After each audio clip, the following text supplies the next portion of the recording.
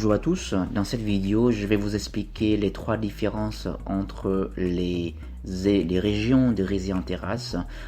Très souvent sur internet vous allez tomber facilement sur les quatre noms qui sont récurrents, ça veut dire Sapa, Mukhang Chai, Po Luang et Hoang Se Phi. Donc on a du mal à choisir parce que les paysages sont similaires, mais en réalité il y a quand même des différences.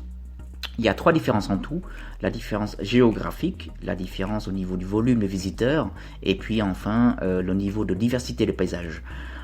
Au niveau de la première différence, souvent les régions sont très distancées, on ne peut pas combiner les quatre dans un seul circuit, vous êtes obligé de choisir un programme correspondant à une région. Devant nous là, on peut voir les quatre types de circuits en fonction des couleurs, donc on doit choisir tout simplement. Souvent les gens visitent à Mukhang Chai, c'est pour ensuite enchaîner le circuit au Laos.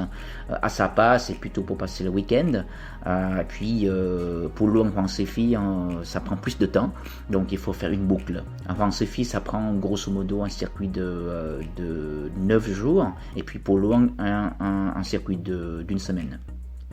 Donc ça c'est la première différence. La deuxième différence c'est au niveau du volume aux visiteurs. Sapa c'est vraiment la région la plus connue, donc plus visitée, avec 2 millions de visiteurs. Et puis Hoang Se Phi et Po Luang c'est les régions qui sont plus jeunes, qui sont découvertes récemment, donc il y a moins de visiteurs. Donc on s'entend que le nombre de visiteurs va avoir des impacts déterminants sur l'authenticité.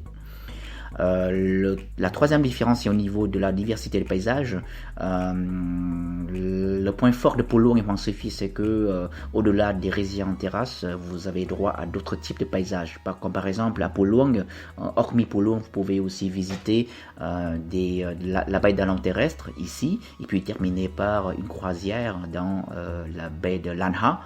Au niveau de Hoang Se Phi, en plus des résidents en terrasse, vous pouvez visiter le plateau calcaire de Dong Van, ensuite le lac de Ba Be et les plantations de thé de Tai Nguyen. Par rapport à Sapa et Mukhang Chai, ces deux régions-là sont moins avantagées si vous voulez, parce que Mukhang Chai, les paysages sont monotones. Vous avez pratiquement rien d'autre à part des résidents en terrasse, quoi. Vous avez une perte de temps sur la route. Voilà grosso modo les trois différences. Donc si on fait un score moyen de tous ces critères, nous on a une